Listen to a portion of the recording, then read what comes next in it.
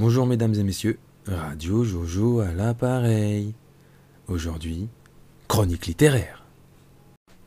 Je vous parle de La guerre des intelligences, écrit par le docteur Alexandre. Alors on va présenter rapidement notre ami Laurent Alexandre. Rapidement, donc c'est un mec qui est docteur en médecine mais qui a jamais trop pratiqué, qui est plutôt orienté entrepreneur. Voilà, c'est quelqu'un qui a pignon sur rue, puisqu'il a eu une présence médiatique forte ces dernières années. C'est quelqu'un qui est engagé politiquement depuis très longtemps, hein, toujours au côté libéral, donc avec Alain Madelin au départ. Et puis en 2017, par exemple, il a soutenu Macron, mais c'est quelqu'un qui s'interdit pas de parler avec Marine Le Pen, par exemple. Là, donc, mais il a intervenu auprès de l'école de commerce de Marion Maréchal, par exemple. Donc c'est quelqu'un qui est ouvert un peu à tout, qui est plutôt un espèce d'idéologue, comme on va le voir, donc qui est là pour promouvoir certaines idées au sein de la société. Voilà. On peut noter que c'est sur sa page Wikipédia, donc c'est un membre du siècle, hein, par exemple. Donc ça, c'est en cohérence avec le reste, voilà. Et donc il nous a pondu ça, La guerre des intelligences. C'est un livre qui fait 320 pages, voilà, en gros, hein, et qui a été édité aux éditions J.C. Lattès en 2017. Voilà, en 2017. Et c'est un livre on peut le noter, puisque c'est pas tous les jours qu'on voit ça, hein, qui est dédié à Jean-Michel Blanquer et à Mounir Majoubi, ainsi qu'à tous les enseignants, quand même, il le dit, qui sont des ministres du gouvernement Macron. On rajoutera sur son parcours quand même qu'il est aujourd'hui résident bruxellois, donc il ne paie pas ses impôts en France, ce monsieur. Voilà, donc voilà, et qu'il a fait l'ENA, voilà, aussi. Donc HEC, l'ENA, docteur en médecine, le siècle, résident belge. Bon, voilà, proche de Jacques Attali et de Mathieu Pigasse. Bon, voilà. Je pense qu'on a bien décrit le personnage qui correspond parfaitement à cette intelligentsia française, voilà, un peu dans la collusion. Là, voilà. Bon. Donc il nous a pondu ce livre, La guerre des intelligences, et on va voir un peu de quoi ça traite ensemble. Donc, globalement, le livre, il parle de l'intelligence artificielle, hein, parce qu'en fait, c'est La guerre des intelligences, c'est sous-titré Intelligence artificielle versus intelligence humaine. Donc en le lisant comme ça, on pourrait se dire, tiens, ça va être un livre sur l'intelligence artificielle aujourd'hui, et sur les perspectives à venir dans les quelques années, et l'impact que ça pourra avoir sur l'intelligence humaine, c'est-à-dire sur l'activité humaine à court terme. En fait, c'est pas exactement ça. Le professeur, enfin le docteur Alexandre, il nous fait un tableau général, brossé, un peu largement, de l'intelligence artificielle, de l'intelligence humaine, et c'est vrai que c'est un livre qui n'est pas exactement conscrit à les années qui viennent. C'est un livre de perspective et de projection à long terme, voire à très long terme, comme on va le voir là dans les secondes qui viennent. Et on va essayer de décrypter un peu ça. Le déroulé du livre, si on le lit de manière linéaire, je vous la fais courte, mais c'est à peu près ça. C'est bon, le postulat de base, c'est de dire, donc ça c'est dans la première partie du livre, je dirais, que le postulat de base, c'est de dire que l'intelligence artificielle, elle est plus performante que nous, que avec ce qui est en train d'être découvert en neurotechnologie, les nouvelles applications, elles vont nous permettre de devenir des dieux via, on va dire, le transhumanisme, hein. Aussi, mais que l'intelligence artificielle, elle est en concurrence avec nous, hein, et donc elle risque de nous remplacer au niveau du travail. Donc il faut réformer l'école pour se concentrer sur le développement de l'intelligence, parce que l'intelligence, ça serait la matière première nécessaire pour pouvoir, on va dire, rivaliser, enfin le développement de l'intelligence, ça serait la matière nécessaire pour rivaliser avec l'intelligence artificielle.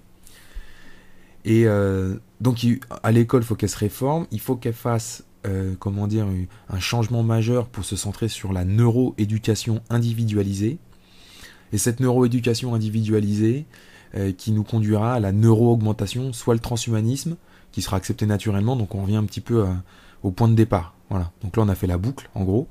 Et dans une deuxième partie du livre, donc les deux parties s'interconnectent, mais il y a un peu de propos différents. Donc il y a un propos sur l'éducation, et il y a un propos après sur des projections d'avenir, sur des scénarios un peu bateaux et des prises de position. Voilà. Par exemple, comment va évoluer l'IA dans les années qui viennent? Est-ce qu'elle va devenir comme Skynet dans Terminator, à vouloir tous nous flinguer?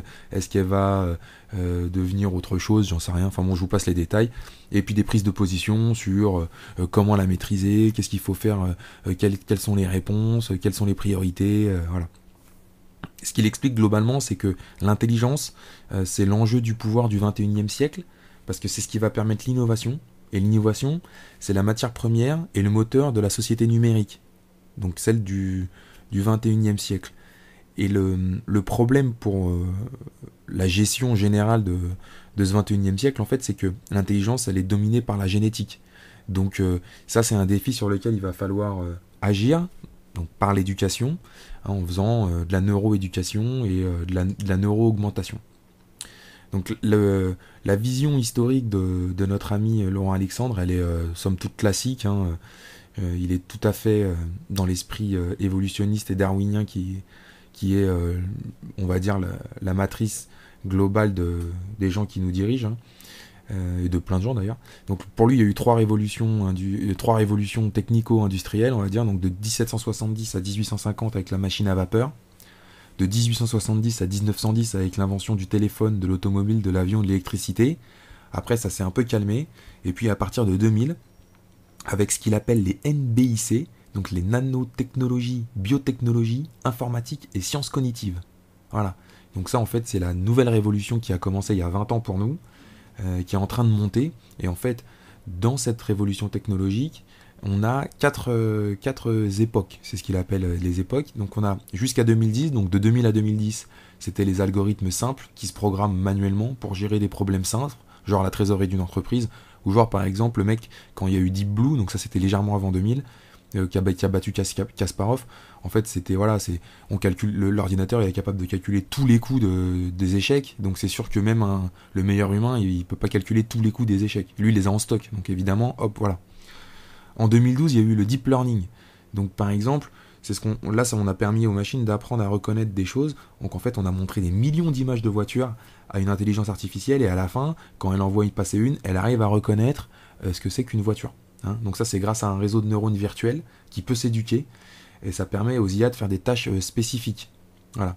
Donc pour pouvoir replacer ça dans le contexte humain, ce qu'il faut comprendre, c'est que ça par exemple, ça peut concurrencer un radiologue, parce qu'en comparant des millions de radios, elle va pouvoir faire une analyse comme un radiologue. Par contre, ça vous permet pas de devenir un médecin généraliste. Elle n'arrive pas à contextualiser, elle n'arrive pas à globaliser l'analyse.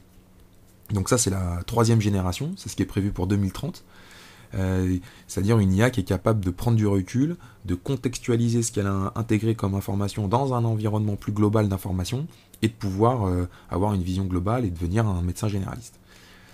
Et enfin la quatrième et dernière génération, c'est bien sûr l'IA dotée d'une conscience de soi, hein, c'est-à-dire comme nous, et ça c'est clairement pour l'instant c'est clairement un fantasme. Et c'est vrai que techniquement aujourd'hui, on ne sait pas trop quand est-ce que ce plafond de verre va exploser.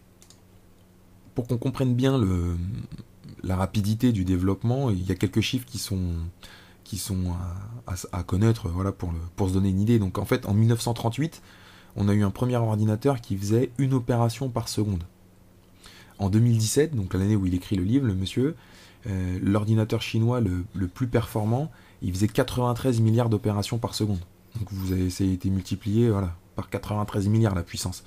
Donc il prévoit pour 2020, donc c'est-à-dire cette année, donc ça j'ai pas vérifié, un ordinateur capable de faire 1 milliard d'opérations en une seconde. Donc je sais pas si vous voyez le truc, mais c'est incroyable. Voilà. Donc de tout ça, on se dit à quoi ça sert, mais en fait c'est que la matière première, comme je le disais, de l'IA, du 21e siècle, c'est l'intelligence, et pour une l'IA, c'est le cumul d'informations. Donc par exemple, cette année, on est censé produire en 2020, donc ça c'était des projections, mais on doit y être à peu près, on doit produire 1000 milliards de données informatiques par semaine. Voilà. Et donc ça fait une masse énorme d'informations, et donc les IA sont de plus en plus performantes par rapport à ça, donc c'est incroyable de voir la vitesse à laquelle on est capable de faire augmenter les capacités de calcul des ordinateurs. C'est du x2, x3 toutes les 10 minutes, t'as l'impression.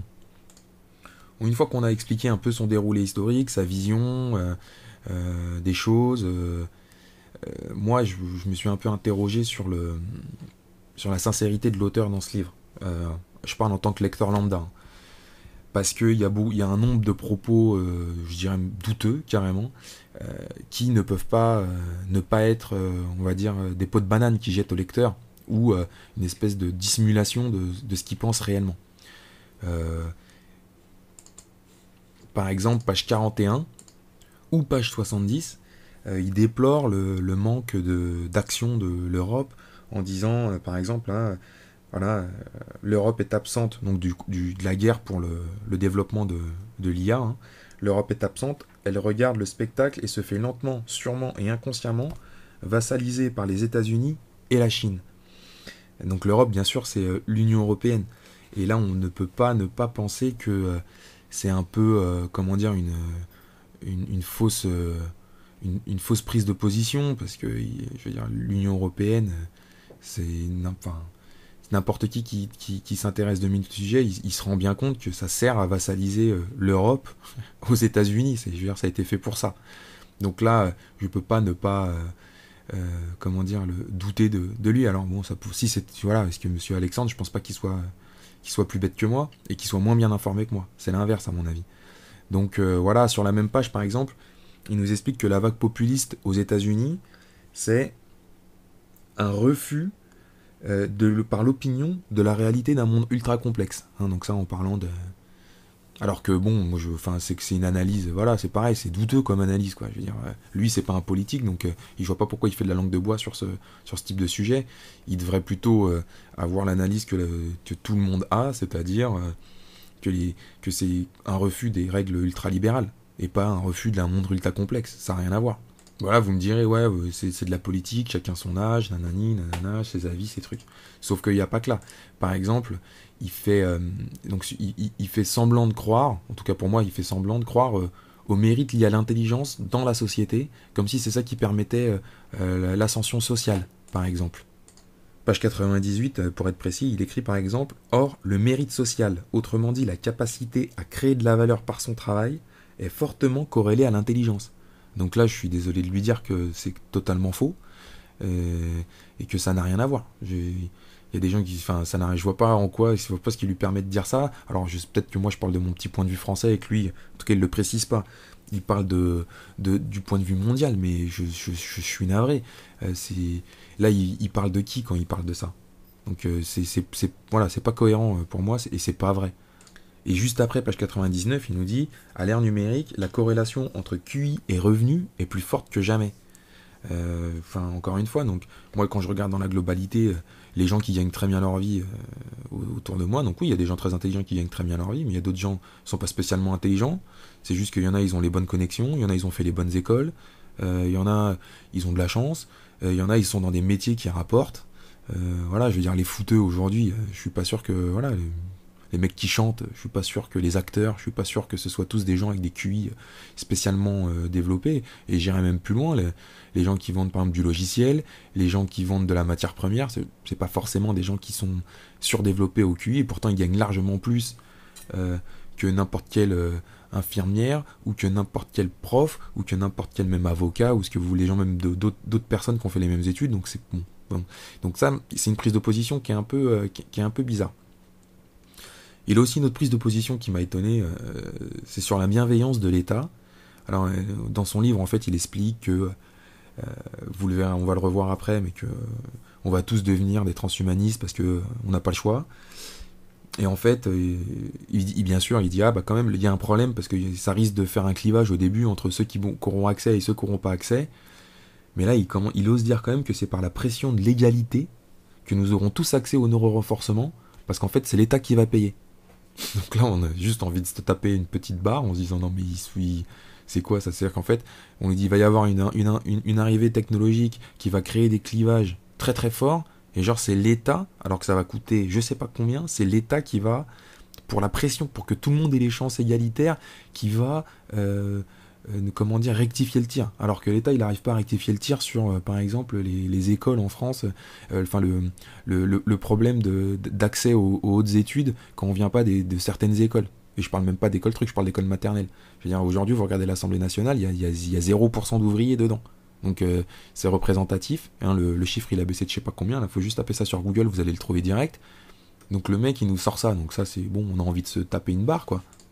Puis le pire dans tout ça, c'est que le mec il soutient que la question du financement de tout ça se pose pas en fait, parce que l'économie elle va tellement changer d'ici 2050, parce que là il dit c'est en 2050 que ça va se passer ça, que en fait c'est anachronique de prévoir d'aujourd'hui à 2050 comment on va financer le truc. Donc là tu te dis ok, donc en fait le mec il est pas du tout en train de t'expliquer quelque chose, il est en train de te vendre un truc là. Et puis il y a l'école. Donc sur l'école, il essaie de nous dire qu'en fait, il essaie de nous, enfin de dire l'école, ça sert à apprendre à manipuler les informations, et c'est pas l'information en elle-même qui est importante. Alors on a envie de dire bah ok, je sais pas, moi quand j'étais à l'école il y a encore quelques années, je parle d'école étatique, hein, c'est tout, c'est quand t'avais appris par cœur, t'avais tout le temps une bonne note, même si tu comprenais même pas ce que tu répétais quoi. Donc je suis pas certain. Enfin voilà, encore une fois ça, moi je suis désolé, mais c'est une prise de position qui est à mon avis fausse. Quand je dis faux, ça veut dire qu'il fait semblant d'écrire ça pour faire semblant, mais c'est pas du tout ce qu'il pense. Et voilà, on sait tous que, enfin, on sait tous. L'école aujourd'hui, elle te sert pas. Voilà, s'il y a autant de mauvais résultats à l'école, s'il y a autant de gens qui sortent de l'école sans diplôme, sans rien, et s'il y a autant de gens qui, même en sortant avec des diplômes, n'aiment pas cet organisme et le conspuent, l'éducation nationale, il y a bien une raison. C'est-à-dire que tout le monde sent bien que t'es pas là pour apprendre à réfléchir. T'es là pour autre chose. Donc de tout ça, je me dis, Laurent Alexandre, là, c'est un mec qui a fait HEC, l'ENA, machin, tout ce que vous voulez, donc il est pas plus con qu'un autre. Et donc ça, pour moi, quand je lis ça dans le livre, ça me pose un problème. Surtout qu'en plus, dans tout ce qu'il va expliquer, ce sur quoi je vais revenir juste après, dans tout ce qu'il va expliquer, il est jamais contre. Alors des fois, vous dites, ah, ça serait pas bien, ça, c'est dommage, ceci, machin, mais jamais il est contre ce qu'il présente, jamais il propose des réelles alternatives, ou même carrément des limites. Enfin, il en propose 2-3 à la fin, mais vous allez voir, c'est ridicule.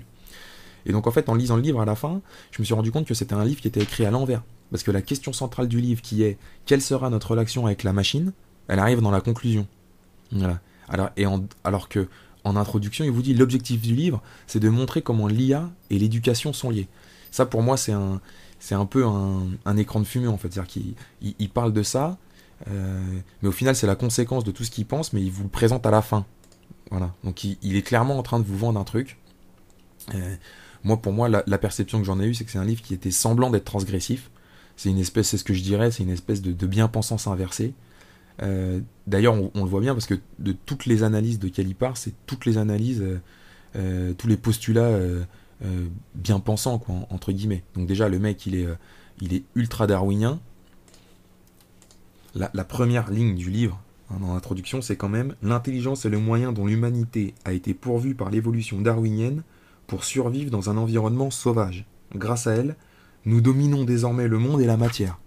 Alors, moi, je sais pas si vous avez le même ressenti que moi, mais moi, j'ai pas l'impression qu'on domine grand-chose. J'ai l'impression qu'on détruit beaucoup, hein, ce qui me démontre plutôt un manque de maîtrise, plus qu'autre chose. Donc, je vois pas en quoi notre intelligence, ça nous permet de dominer le monde. Ouais, on est au sommet de la chaîne des animaux, ça c'est clair. Mais c'est pas pour ça qu'on maîtrise ce qu'on fait et donc qu'on domine. Hein. Comme dirait la pub Pirelli, hein, sans puissance, non, sans maîtrise, la puissance n'est rien. Voilà, c'est un peu ça là. Voilà. Donc c'est un mec pour qui, par exemple, l'intelligence, c'est l'habilité à associer et à mobiliser les connaissances. Alors que, bon, voilà, c'est la définition qu'il donne. Le progrès, c'est l'élaboration et l'adoption de technologies de plus en plus sophistiquées. Voilà, c'est ça le progrès. Donc, par exemple, c'est pas l'intelligence, c'est pas l'empathie ou la compassion, ou le progrès, c'est pas la réduction des inégalités sociales. Non. Et donc, le livre, tournant autour de la relation entre l'intelligence artificielle et l'intelligence humaine, il y a un fond transhumaniste qui est très précis et qui est très développé. Donc, je vais le donner la définition.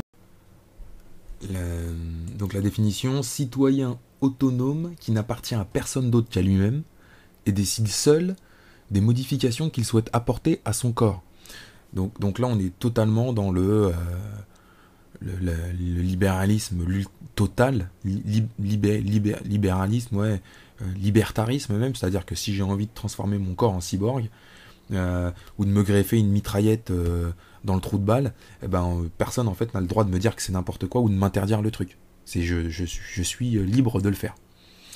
Donc bon, dans les autres fondements évidemment, il est, j'allais dire, catophobe comme on dit, mais c'est pas tourné, c'est naturel pour lui parce que c'est un français, mais c'est spirituophobe je dirais, et d'ailleurs au passage dans le livre pour le moment il nous dit bien que la pensée en fait c'est du courant électrique dans notre cerveau et qu'on n'a pas besoin d'âme, quoi, c'est pas une âme.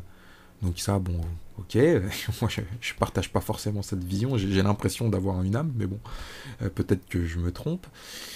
Voilà, et globalement c'est un mec pour qui l'histoire en fait est, comment dire, pas l'histoire mais la situation actuelle elle est déjà entérinée. À un moment donné par exemple il nous explique que on va se battre pour l'intelligence artificielle dans le futur et il écrit carrément ouais, que les guerres pour les ressources naturelles c'est du passé, alors que on sait très bien que c'est pas le cas et que récemment encore on a eu des guerres pour ce type de problématiques et que vu comme ça tourne là en ce moment, on risque d'en avoir d'autres dans peu de temps.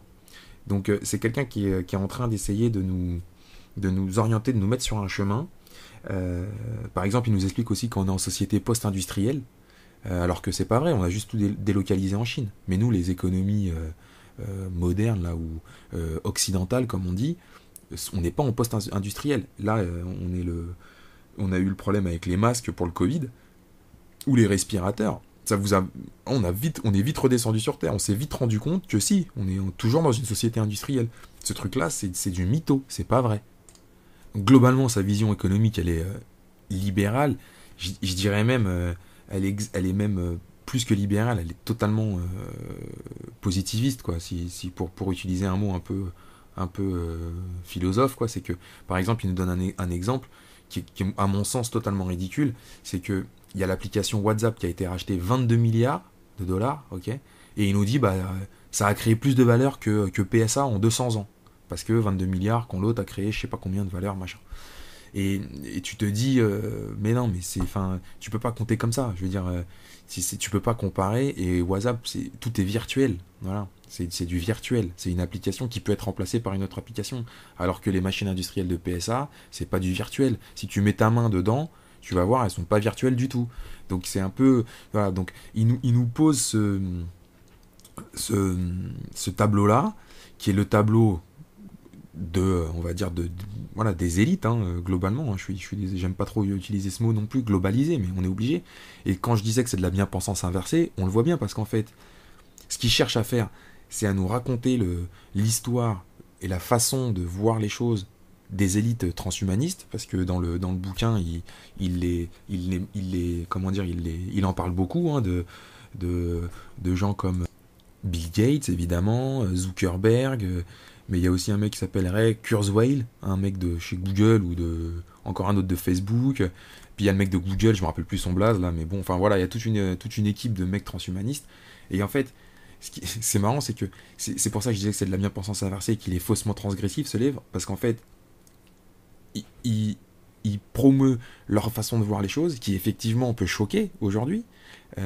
Tu vois, le transhumanisme, se mettre des implants dans le cerveau, machin, tout ça, ça choque et tout. Simplement, il nous explique en même temps que c'est ces gens-là qui dirigent le monde. Et ça, on va y revenir après. Donc en gros, il n'est pas du tout transgressif, pardon. Il est totalement en ligne avec on va dire, la façon de voir dominante. Donc c'est faussement transgressif. Donc c'est bien pour ça que quand j'ai lu ce livre, je me suis dit, le mec, il essaye pas de vraiment nous expliquer l'affrontement entre l'intelligence artificielle, l'intelligence humaine, les impacts que ça va avoir dans les 10 ou 15 années qui viennent, parce qu'il se projette jusqu'à des fois 2080, 2100, même plus, vous allez le voir, je vais en parler. Et il y a d'autres comment dire, éléments qui m'ont mis sur cette voie-là. Et c'est pour ça que là, je vais en fait essayer de le retordre, le livre, et de le présenter dans dans les bonnes dispositions. Même si ce que je viens de dire précédemment est quand même intéressant à comprendre, parce que ça nous montre bien le carcan dans lequel, intellectuel dans lequel nos élites sont, et la façon dont ils veulent que les choses évoluent. Ce qu'il faut bien comprendre, c'est que le transhumanisme, en fait, c'est pas simplement une idée, c'est carrément une religion. Et d'ailleurs, on peut penser que dans ce livre, l'auteur, en fait, ce qu'il fait, c'est comme il essaie de te convaincre, il fait du prosélytisme. Il essaie de te convertir à la religion du transhumanisme. Alors vous allez me dire, ouais, déjà t'exagères, transhumaniste, machin, bidule. Donc là, on va illustrer, page 71. L'évangile des transhumanistes va se répandre comme une traînée de poudre, enchaînant les conversions avec bien plus de rapidité que l'évangile chrétien n'avait pu le faire au début de notre ère. La religion transhumaniste pourrait imposer sa loi en quelques décennies. Ces apôtres sont déjà dans les faits les nouveaux maîtres du monde. Les apôtres, c'est les mecs que j'ai cités juste avant. Donc, je suis pas du tout... il l'écrit, le gars, que c'est une religion. Je suis pas du tout à l'ouest. Et, par exemple, il écrit en page 269, le transhumanisme, véritable religion 3.0. Voilà, et après, il développe un truc. Donc, c'est pas du tout... je suis pas du tout en train de raconter n'importe quoi. Et ce qu'il faut bien comprendre, c'est que les mecs, c'est une religion, et ils sont totalement dans... la mégalomanie messianique, quoi. Et là, vous allez le voir, on va donner la mégalomanie, c'est clair, messianique, c'est clair aussi. On va voir, j'ai donné un exemple ou deux. Donc là, par exemple, il nous parle de, je pense que c'est Elon Musk, qui est lui aussi un chantre du transhumanisme et tout ça. Et donc là, vous avez page 139, à pouvoir démiurgique, objectif démiurgique, donc c'est position de Dieu, objectif de Dieu. La simple exploration et colonisation d'une seule petite galaxie sur 500 milliards, donc c'est-à-dire la nôtre, la Voie lactée, va prendre au minimum 50 millions d'années. Donc ça, c'est ce que les mecs y pensent. Donc ils sont en train de se faire des projets à 50 millions d'années en avant. Je sais pas si tu vois la mégalomanie totale des gars, quoi. C'est-à-dire qu'ils sont en train de te dire, nous, on pense à des projets sur 50 millions d'années. T'as juste envie de lui mettre un parpaing, quoi. Et un autre exemple à la con, mais page 267, il nous explique, par exemple, que l'hybridation de l'ordinateur et du cerveau, puis ensuite la sortie du cerveau hors de lui-même, et enfin son autominalisation, je sais pas quoi, complète dans une perspective lointaine, il pourrait devenir possible de télécharger le cerveau, nous rendant, indépendants de notre humanité charnelle. Donc les mecs, ils sont pareils, ils sont totalement mégalos, ils sont en train de te dire, moi je vais télécharger mon esprit qui n'existe pas, puisque c'est que du courant, donc je vais pouvoir le mettre dans une machine, et machin et truc. Non mais, je veux dire les gars, tu vois, c'est n'importe quoi, c'est mégalo total. Bon, et pour terminer, je prends un dernier petit exemple qui m'a fait marrer. Il y en a plein dans le livre, mais celui-là, il m'a fait marrer aussi.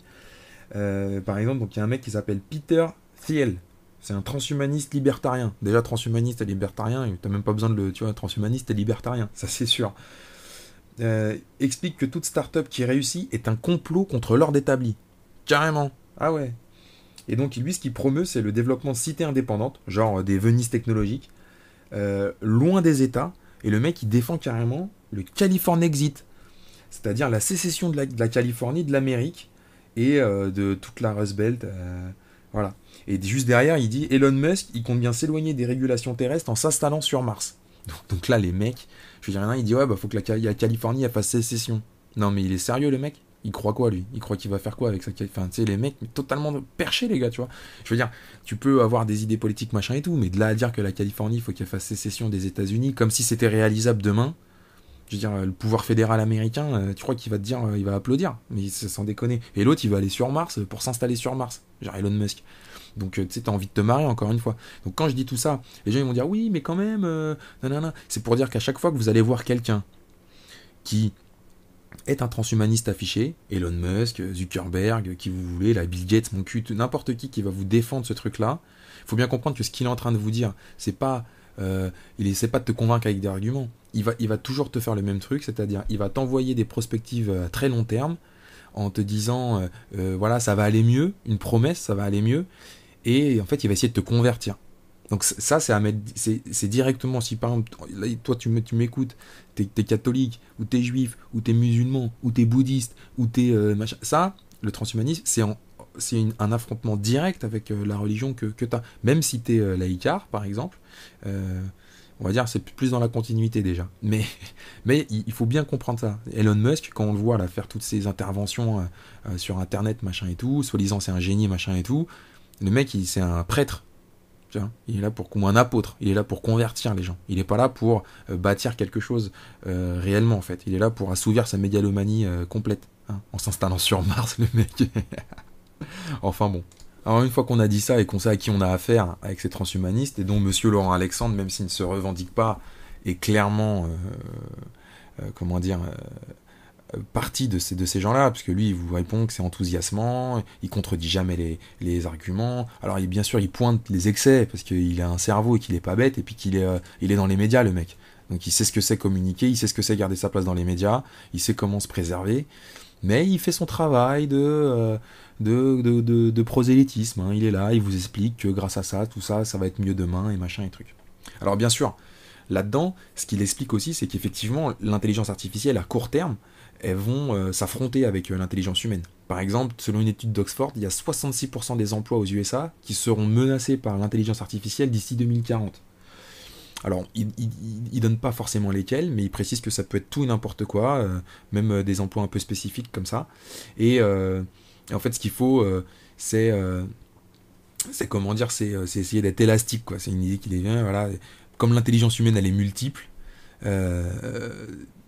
Comparer l'IA en nombre de traitements de données versus ce qui est capable de faire un cerveau humain, ça n'a pas vraiment de sens, puisque le cerveau humain, lui, il est capable d'avoir l'empathie, la créativité, ce genre de choses. Donc en fait, bon, il nous montre qu'il va y avoir un affrontement, mais lui, il dit, ah, mais c'est pas grave, parce qu'on va finir par s'adapter, on va finir par, se compiler les deux, là, se connecter les deux, on va réussir à faire du transhumanisme, et ça va sortir par le haut, même s'il reconnaît, par exemple, qu'il va y avoir un peu quand même, on va se la prendre dans la gueule quand même, nous, les gens moyens, hein, qui n'ont pas 150 de QI ou 160 de QI, on va se la prendre dans la gueule, et ça, il le montre page 136, où il cite un mec qui s'appelle Justin Reich, qui est professeur à Harvard, et qui dépeint ainsi le futur proche de l'emploi. Il y aura un marché du travail pour les tâches non routinières qui peuvent être réalisées de façon interchangeable par n'importe qui, et ces tâches ne rapporteront pas assez pour vivre. Et il y aura quelques opportunités créées pour des emplois non routiniers complexes, mais ces nouveaux emplois placés au sommet du marché du travail, hein, ils ne compenseront pas les pertes du milieu et de la dégradation des emplois inférieurs. Hein. Donc les emplois qui resteront rapporteront moins et seront encore plus précaires qu'aujourd'hui. Le milieu se déplace vers le bas. Et ça, c'est un Américain qui vous le dit. Hein. Donc quand tu vois déjà comment ça se passe aux US aujourd'hui, le mec qui dit ça va encore descendre, tu te dis ok, mais ils vont se terminer où les mecs? Si je veux dire, on va retourner au temps de l'esclavage ou c'est comment ça se passe les gars? C'est impossible ça. Donc nous les Français, bon. Donc effectivement, dans tout ça... c'est pas terrible, et surtout que voilà le type de métier qui risquerait de se développer, parce qu'il y a toujours, vous savez, donc on se dit ouais, mais à de nouveaux créations, il y aura des nouveaux emplois, et donc là par exemple il nous dit non, mais il y a des super idées qui vont sortir, il y a plein de nouveaux emplois, donc faut pas s'inquiéter, il y a plein de nouveaux emplois, ça va juste être une transition quoi, donc pendant cette transition ça va être dur, mais après par exemple on pourra être, hein, grâce à la manipulation génétique, au progrès fait par l'IA, au fait qu'on s'est connecté, qu'on est devenu des dieux, hein, designer de bébés, neurohacker, terraformeur de Mars, neuroéducateur, psychologue pour intelligence artificielle, voilà, blablabli, blablablou, blablabla. Donc le mec te dit en gros, bah c'est simple, sur les 50 années qui viennent, l'IA elle va nous laminer la tronche, mais faut pas avoir peur, parce que peut-être que quand on aura finalement atteint un niveau de Dieu, grâce au transhumanisme, peut-être on aura des nouveaux métiers, ça va compenser. Voilà, donc ça par contre, il sait pas te dire quand le mec, hein. Mais bon. Donc, ok, super, on en prend bonne note, merci monsieur Alexandre. Parce qu'en fait, en filigrane, ce qui est dans le livre, c'est que en fait, l'avènement de l'intelligence artificielle, c'est ça qui va permettre l'avènement d'un nouvel ordre mondial. Alors vous allez me dire, ouais, il y a les grands mots, machin et tout. Non, non, vous allez voir, alors évidemment, il écrit pas nouvel ordre mondial, le mec, mais vous allez voir que il y a cette volonté irréversible d'adaptation à cette nouvelle donne, et cette nouvelle donne elle nous attaque à tous les niveaux, et ça on le voit peut-être pas encore, mais c'est ce que nous explique monsieur Alexandre, en tout cas c'est ce qu'il projette. Ce qui rend irréversible cette évolution, déjà, c'est sa vision darwinienne, hein. En fait, lui, au bout d'un moment, il dit chaque jour le neurone du cerveau des êtres humains, en fait, il perd du terrain face au transistor, donc ça c'est, on va dire, à la puce quoi, dans sa place au sommet de l'échelle darwinienne. Ça veut dire que en fait, plus le temps passe, l'IA en fait, est en train de nous passer devant. Donc, de fait, effectivement, c'est bien, on a réussi à casser la sélection darwinienne, nous, heureusement, entre guillemets, je l'ai mis parce que c'est ce qu'il dit l'auteur, on a réussi à casser la sélection darwinienne en faisant du social, machin, en protégeant les gens moins intelligents, les moins, on va dire, formés et performants pour la survie, comme nous explique le Darwin. Mais que face à la rapidité du progrès de l'intelligence artificielle, on va être dépassé. Donc nous, la seule solution en fait qui nous reste, c'est quoi? C'est de se connecter avec la machine et de devenir des transhumanistes. Bah ouais, hein, c'est QFD, tu vois ce que je veux dire. Donc, pour atteindre ce niveau de transhumanisme, il propose deux solutions. Alors, la première solution, c'est un peu de faire des humains augmentés, genre bienvenue à Gattaca, hein, voilà, en faisant de l'eugénisme orienté vers les QI les plus performants et en manipulant génétiquement les embryons pour doper les mecs. Alors bon, ça c'est pas mal, mais le problème c'est que ça met du temps parce que tu le fais à chaque génération, alors que l'IA elle, c'est chaque minute, hein, c'est ce que je disais, à chaque fois à chaque fois qu'elle traite de l'info, elle est en train de te manger du terrain, donc à ce rythme-là, c'est pas garanti que tu puisses comment dire la concurrencer, ça va être un peu trop long. Et puis il y a le problème du fait que chaque génération, donc c'est-à-dire que l'ancienne génération elle est obsolète, hein, donc comme c'est pas des machines, hein, c'est des êtres humains, c'est un peu relou d'avoir une génération obsolète parce que ça veut dire que nous on sera obsolète, donc ça veut dire quoi? Qu'on nous jette à la poubelle, enfin c'est compliqué. Et en plus, le problème, c'est que le génome de l'intelligence, il est tellement compliqué. C'est pas comme la couleur des yeux. Donc, tu peux pas dire, ah tiens, je vais mettre ce truc-là, ça va être bleu, machin. Bah là, je vais faire machin. Non, il y a beaucoup de facteurs qui rentrent en compte. L'intelligence est quelque chose de très large. Je pense même qu'aujourd'hui, on est quasiment incapable de définir exactement ce que c'est déjà aujourd'hui. Donc, t'imagines sur les gènes, quel gène impacte, quel truc et tout. On est très très loin, très loin d'avoir compris comment faire pour la doper. Donc, il dit, bah en fait, le mieux, c'est pas de faire de la manipulation ou de l'eugénisme vers les QI. Non, le mieux c'est carrément de se mettre un implant dans le cerveau. Voilà. Comme ça, c'est plus attractif parce que ça c'est plus facile. Et en fait, par exemple, ce qu'il disait, le meilleur truc qu'on pourrait faire, par exemple, c'est augmenter notre mémoire. C'est-à-dire qu'on se fout un implant dans le cerveau comme ça, et c'est un disque dur externe, hein, ça fonctionnerait pareil en tout cas, qui nous permet de multiplier par je sais pas combien nos capacités cognitives et intellectuelles. Voilà. Et donc, pour l'auteur, ça c'est irréversible, c'est-à-dire qu'on va forcément vers ça, parce que c'est Darwin qui nous le dit, en fait, en gros. Voilà, c'est sa vision darwinienne. Là-dessus, il y aurait beaucoup de choses à dire, mais on va pas s'étendre plus longtemps. Alors, le nouvel ordre mondial, donc ça c'est le nouvel ordre individuel, hein, c'est-à-dire qu'on va tous devenir des cyborgs, hein, grosso modo. Mais c'est aussi un nouvel ordre politique, c'est-à-dire qu'aujourd'hui, ce qui nous explique, c'est que la politique traditionnelle, elle a perdu la main face aux plateformes numériques. Hein. La démocratie représentative est en danger face aux GAFA qui peuvent devenir des entreprises États. Voilà, donc ça c'est une page, je sais plus combien, là je l'ai pas noté la page, mais c'est ça. Parce qu'en fait, il nous explique qu'aujourd'hui, les plateformes elles fournissent des cours en ligne qui sont adaptés par des grands professeurs machin, donc ça c'est de plus en plus. Que bientôt, grâce à l'intelligence artificielle, vous aurez des applications de santé qui seront hyper précises et qui seront très très fortes, et qui vous permettront d'être meilleurs que les humains, ou au moins de le concurrencer directement. Donc les entreprises, elles pourront concurrencer directement les États.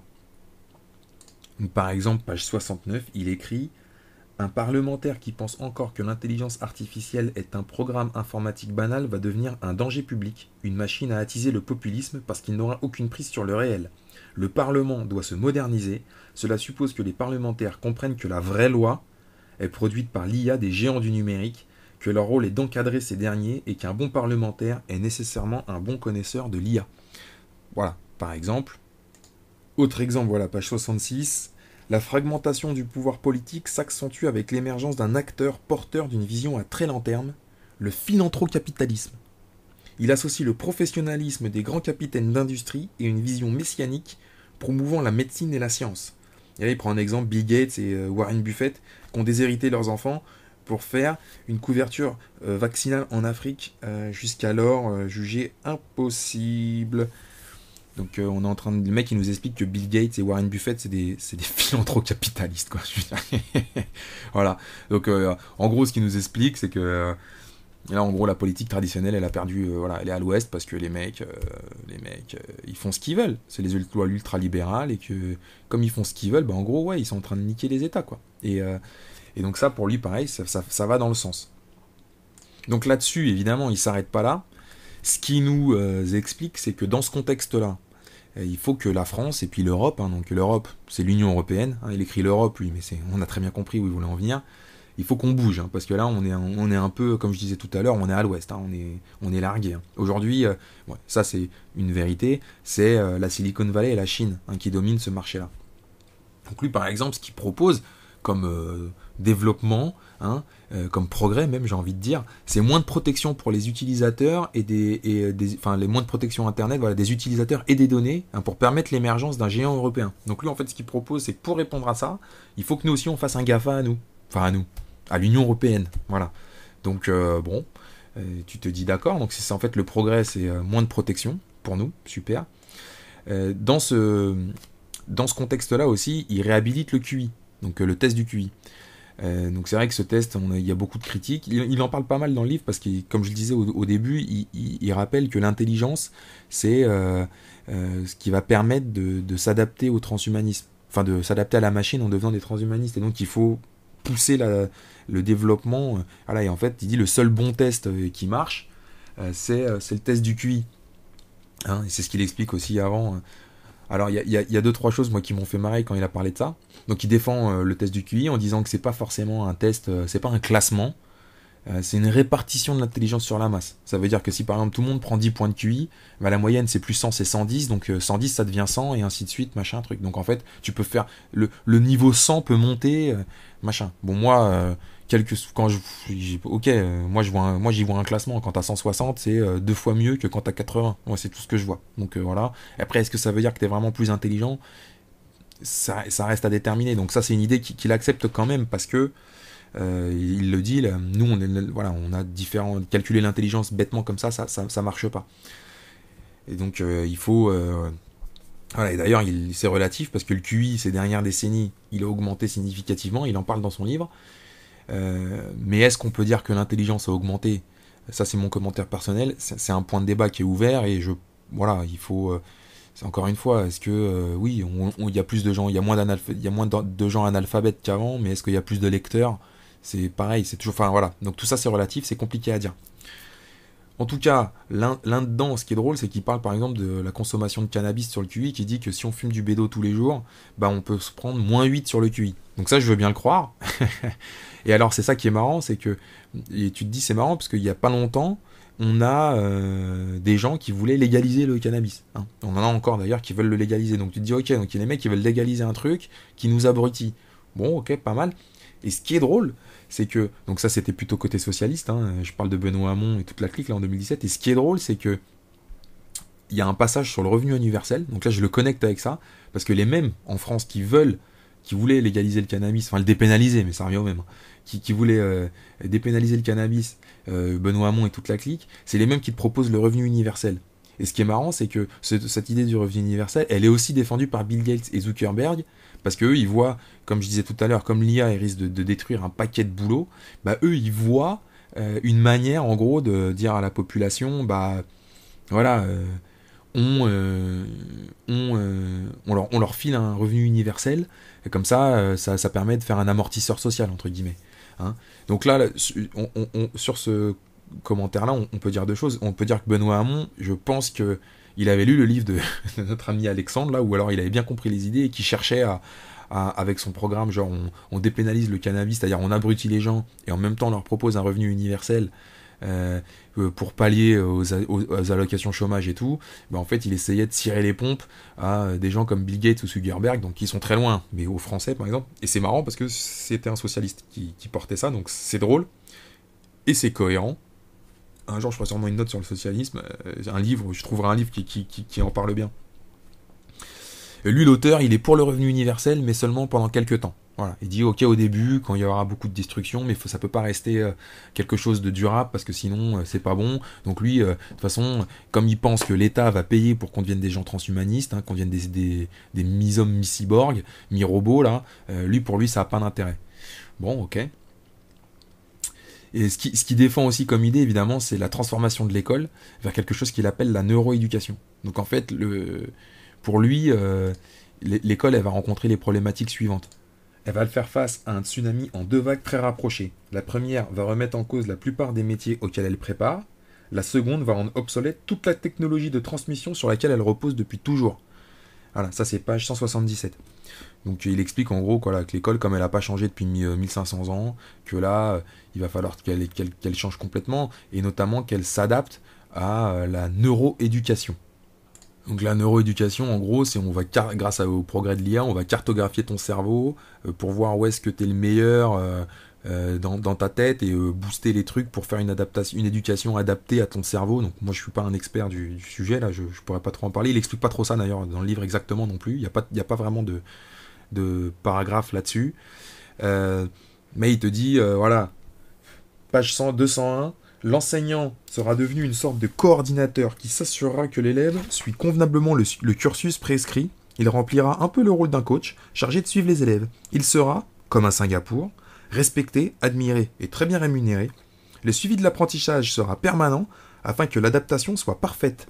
Dans ce processus, l'échec ou l'impossibilité d'apprendre ne seront pas des options. Le processus cognitif connu à fond et abordé scientifiquement fera de l'enseignement une mécanique de précision. Alors quand tu lis ça comme ça, tu te dis ah ouais top, les mecs machin. Sauf que bon, il en parle un peu dans le livre, hein, mais tu te dis mais c'est où la limite? C'est-à-dire, à quel niveau c'est du formatage intellectuel? Déjà que là l'école, hein, on peut dire qu'elle nous formate un petit peu. Il suffit de regarder les cours d'histoire qu'on nous propose et la façon de lire l'histoire qu'on a en France dans l'éducation nationale. Et tu te dis bah là carrément on va t'adapter, te neurocartographier machin et tout. Donc quand tu lis les trucs, t'as l'impression que c'est bien. Quand tu te mets dans la réalité, tu te dis ok, donc c'est du totalitarisme éducatif, quoi. Clairement. C'est-à-dire que t'auras plus le choix de rien. Donc il parle quand même de ce problème. Hein.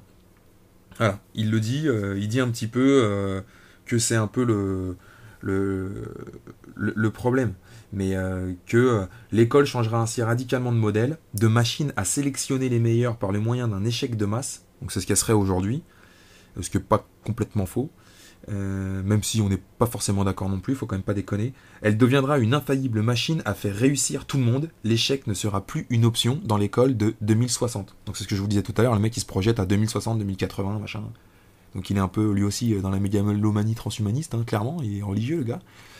Et voilà, l'échec ne sera plus une option. C'est, je sais pas comment on doit le comprendre. Si c'est un ordre, une injonction là, une prédiction. Voilà. Moi, pour moi, c'est un. Il y a clairement un goût totalitaire là-dedans, dans ce commentaire-là. Donc, la dernière idée qu'il développe, donc c'est celle dont il parle peut-être le moins, je pense. Enfin, pas le moins, mais pour moi, dans les grosses idées vraiment intéressantes, c'est une de celles dont il parle le moins. C'est le nouveau clivage entre bioconservateurs et transhumanistes. Donc, ce qu'il explique, c'est que, bon, il n'y a plus, comme on est dans une société ultralibérale, il n'y a plus de combat de classe, c'est terminé tout ça. En gros, les riches ont gagné, quoi. On peut résumer ça comme ça. Ils ont installé le terrain ultralibéral partout. Il y a même si là, il y a du populisme qui revient, mais bon, qui arrivera pas à remettre en cause cet état de fait, cette situation.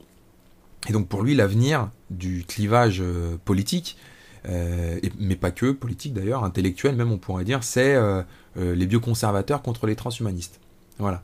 Pourquoi c'est le clivage qui va être plus pertinent que le clivage gauche-droite qui existait jusqu'on se demande quand. Hein. Quand est-ce qu'il y a vraiment eu un clivage gauche-droite dans les élites, en tout cas on se demande, on ne sait pas. C'était le discours, mais en réalité quand tu regardes les actions, tu te dis bon...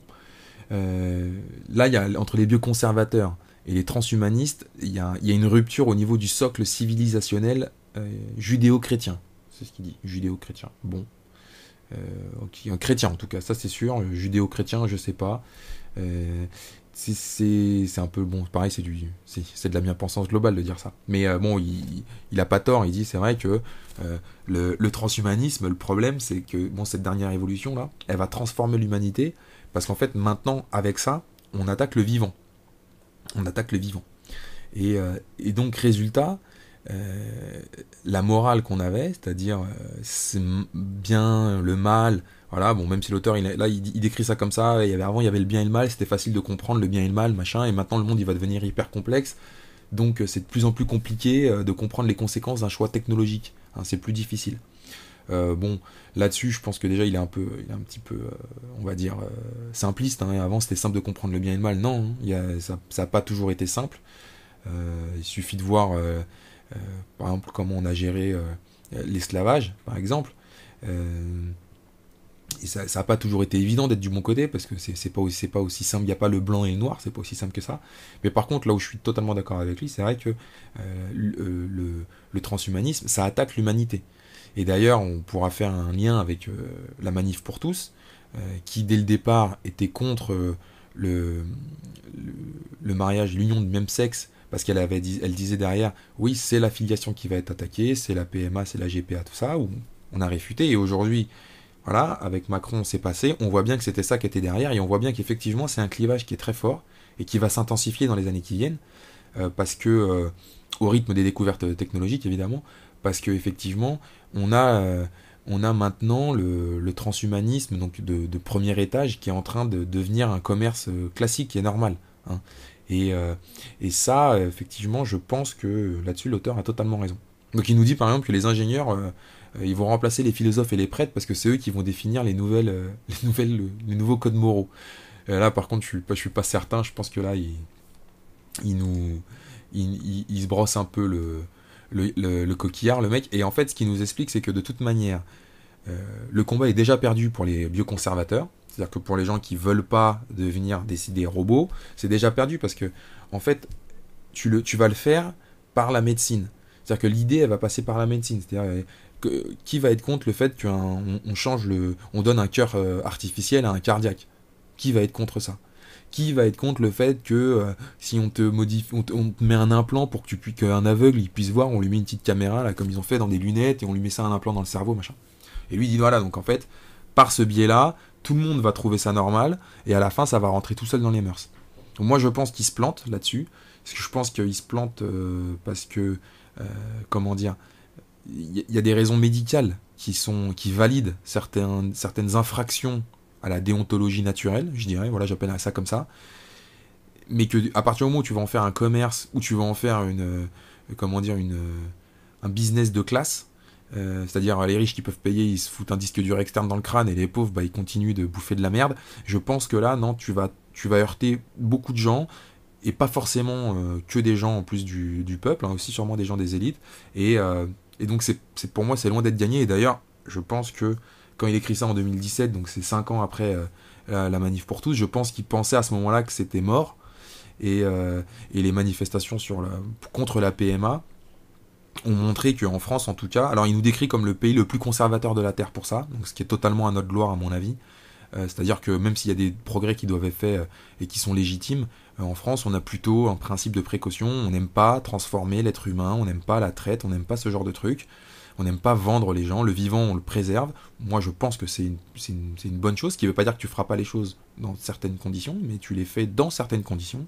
Et c'est pour ça que je pense que en fait, en effet, les bioconservateurs, comme il appelle ces gens-là, ont pas forcément perdu la bataille. À mon avis, je pense même au contraire. Mais bon, ça restera, on va voir, hein, dans les années qui viennent. Donc pour terminer, en fait, on va essayer de globaliser le propos. Donc ce qui nous explique, c'est que grâce au transhumanisme, on va devenir des dieux. Voilà, on va devenir Dieu.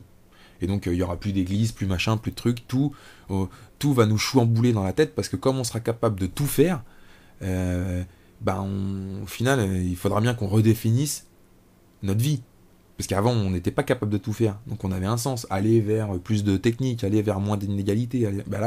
Là, comme on va être capable de tout faire comme ça grâce aux ordis, puis à nous, quoi, aux êtres humains hybrides, au final, comme il dit, faut approfondir la connaissance de nous-mêmes. Il va falloir redéfinir et approfondir la connaissance de nous-mêmes.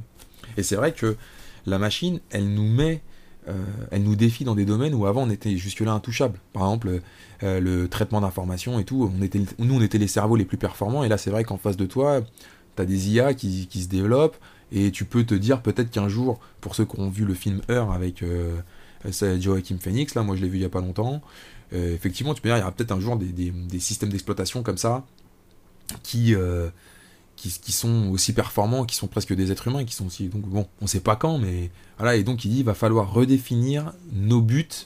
Page 310, il dit, jusqu'à présent, les hommes n'avaient pas vraiment à se poser cette question, c'est-à-dire la question des buts ultimes, soit qu'ils vivent sous la domination d'un récit religieux totalisant, expliquant le sens de tout, ou dans un confort suffisamment précaire pour que le souci de conservation de soi-même tienne comme objectif principal. Voilà. Donc bon, là-dessus, voilà, ça pour moi c'est encore un peu de la bien-pensance, mais c'est pas complètement faux non plus.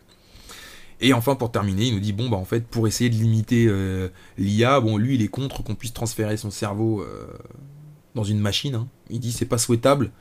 Hein. Bon, on se demande, est-ce qu'il est vraiment sincère, tu vois, parce qu'il se dit, bon, si on arrête de bouffer et qu'on arrête de baiser, c'est quand même pas cool. Donc, on se dit, bon, ok. Il veut aussi qu'on empêche les connexions totales et permanentes des gens. Parce qu'en fait, il parle un petit peu de la réalité virtuelle, mais pas beaucoup. Et c'est vrai que j'en ai pas beaucoup parlé là, mais il sous-entend quand même que ça serait pas mal, avec le revenu universel, de filer de la réalité virtuelle à tout le monde. Comme ça, les gens, ils vont fermer leur gueule. Mais il a pas développé vraiment l'idée, donc j'en ai pas trop parlé, mais il est contre le fait qu'on puisse être connecté tout le temps si par exemple, demain, on nous met un implant qui nous permet d'être connecté à Internet façon x1000 à tous les réseaux sociaux en même temps, bah lui, il est contre ce truc-là. Lui, il est plus pour une augmentation individuelle, je dirais. Hein. Voilà. Parce que sinon, quelque part, il dit on serait transparent. Et alors, il est marrant parce qu'il prend le fait que l'État, mais alors bien sûr la Corée du Nord, la Chine et tout, là, tous les États totalitaires, pourraient nous manipuler, tout ça. Bon, pas du tout les États-Unis ou la France, hein, bien sûr, qui voudraient manipuler sa population, on est bien d'accord. Et enfin, il dit il faut aussi préserver à la naissance un peu de hasard. Parce qu'une société où on pourrait tout prévoir, c'est une société de l'ennui, voire de la dépression. Et au final, ça serait, très compliqué pour nous et pour les gens de gérer. Donc ça, bon, il n'est pas totalement... voilà, c'est ce que je disais tout à l'heure, il n'est pas totalement pour le truc, il met quelques réserves et tout, mais bon, quand il est quand même... il y a plein de passages dans le livre où il dit c'est l'époque la plus enthousiasmante, c'est une révolution magnifique, on va se gaver, c'est super, il fait beau, et merci, voilà. Et c'est vrai que les côtés négatifs, il les voit pas trop. Les côtés, on va dire, les limites qu'il donne à ce transhumanisme, on voit bien qu'ils sont quand même très faibles. Genre, il faut pas transférer son esprit dans une machine. Genre, techniquement, ça va être possible quand cette merde. Il sera mort 150 fois, lui. Voilà. Donc, le second pilier à protéger, c'est son esprit, connexion totale, machin. T'en dis, bah, dans ces cas-là, t'as pas besoin, tu vois, genre aujourd'hui, les réseaux sociaux, il y en a, ils mettent tout sur les réseaux sociaux. Donc, tu te dis, bon, voilà, et puis préserver le hasard, c'est pareil. Bienvenue à Gataka, c'est pas demain la veille non plus. Hein, donc, voilà. Donc, c'est un peu, il se met une carte, une carte de retrait, en tant que bon communicant des médias. Mais on a clairement quelqu'un ici qui essaie de vous convaincre et qui fait un livre. Je pense que ce livre n'est pas destiné aux gens comme moi, aux lecteurs. Il est destiné clairement au reste de l'élite. Et c'est pour ça qu'il est construit à l'envers. Voilà. C'est pour ça que ce que je disais au départ, il est écrit à l'envers. Et en fait, à la fin, oui, en conclusion, il vous explique la relation entre... Enfin, l'objectif du livre, la question centrale du livre, la relation entre l'homme et la machine. Mais tout le tableau qu'il aura brossé avant, au final, ça vous emmène quelque part sans vous expliquer pourquoi. Et à la fin, on vous dit, bah en fait, c'était ça le truc. Et tu dis, ah bah oui, c'était ça. Et là, t'es convaincu. Normalement. Bon, ce qui n'est pas exactement mon cas, vous l'aurez compris en écoutant cette vidéo. Voilà. Donc, un livre intéressant quand même, ceux qui veulent un peu se documenter sur l'IA, c'est un livre, voilà, mais bon, qui est un peu trop fantasque à mon goût, qui est pas assez factuel. Et si je dois en recommander un sur ce que j'ai lu, c'est plutôt l'autre, là, celui du colonel Airblanc, là, sur les robots dans l'armée, qui lui s'appuie sur des choses très concrètes et voit ça à court terme, ce qui est quand même un peu plus intéressant. Voilà. Par contre, ça, si vous voulez faire un peu d'idéologie transhumaniste, voir où est-ce que vont les mecs dans leur cerveau, comment ils pensent et tout, les élites transhumanistes, c'est intéressant, ça permet un peu de décrypter le sujet et de se faire un peu de se donner une idée, voilà, de se documenter, de se donner une idée, quoi.